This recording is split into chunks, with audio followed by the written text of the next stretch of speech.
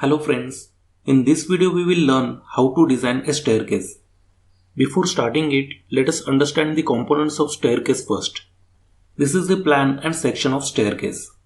This horizontal part where people step on is called as tread. It is also known as going. The minimum length of tread shall be 220 mm. The vertical distance between two steps is called as riser. The riser should be in between 4 inches to 7 inches. A rail which is fixed on staircase is called as handrail. The minimum height of handrail should be 900 mm. A vertical element which is connecting the handrail and tread is called as baluster. You can see in this plan continuous steps up to landing. It is called as flight. And here you can see in this plan and section this area after flight is called as landing. The length of landing is more than step. For better clarity on flight and landing, you can see this image. Here on bottom side, plan is shown and on top side, section of staircase is shown. This is the flight of staircase and this is the landing of staircase.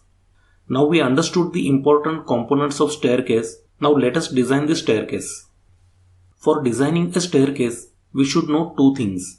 One is floor to floor height and second is area available to accommodate a staircase. That is, area of the staircase. Let us consider floor to floor height of a building as 3.3 meter and the area available for staircase is 2.5 meter by 4.5 meter. Here we have to consider two number of flights.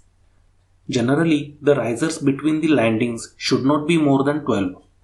So height of one flight is equal to floor height divided by number of flights. That is 3.3 meter divided by 2 is equal to 1.65 meter. Here in this section you can see floor to floor height, number of flights and height of one flight. Now we have to assume riser, that is height of step. Risers can be 4 inches to 7 inches, that is 100 mm to 175 mm. Here we will consider a riser of 150 mm. Now we know floor to floor height and riser. So we can calculate number of steps. So number of risers is equal to height of one flight divided by riser is equal to 1650 divided by 150 is equal to 11. This is the reason I have considered two flights here. If I consider one flight, then the number of risers shall be more than 12. Now let us calculate number of treads. Consider a tread of 225 mm. Hence number of treads is equal to number of risers minus 1 means 11 minus 1 is equal to 10. So here in this plan of a staircase, you can see 10 number of treads. We have a total width of staircase as 2.5 meter. So for one flight, the width shall be 2.5 minus 0.1 divided by 2 is equal to 1.2 meter. Here 0.1 meter is the gap between two flights. In this plan, you can see two number of flights which are 1.2 meter wide. Now we have to calculate length of flight. For 10 number of treads, the length required shall be 10 into 0.225 is equal to 2.25 meter. So here in this plan, I will write length of flight as 2.25 meter. So let us calculate width of landing. It is equal to length of staircase minus length of flight. It means 4.5 minus 2.25 divided by 2 is equal to 1.125 meter. Here we have divided it by 2 because there are two landings. So here in this plan, I will write the width of landing as 1.125 meter. This 230 mm is the width of beam on both sides. Now let us understand how to calculate pitch of a staircase. That is how to calculate angle of a staircase. Here in this section you can see the angle of staircase.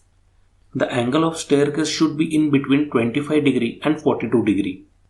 When we increase the angle of staircase, it's very difficult and uncomfortable for people to walk on it. And when we decrease the angle of staircase, it requires more length for staircase and also it is tiring. Here the height of one flight is 1.65 meter and length of one flight is 2.25 meter. So to calculate angle of a staircase, we have to divide height of flight by length of flight. That is 1.65 divided by 2.25 is equal to 0.73. The inverse tangent of 0.73 is 36 degrees. You can calculate inverse tangent on calculator. If you are not able to find it there, you can Google it. The outcome of height of flight divided by length of flight should be less than 0.9. So it will be under 42 degrees. So friends, see you in the next video. Thanks for watching.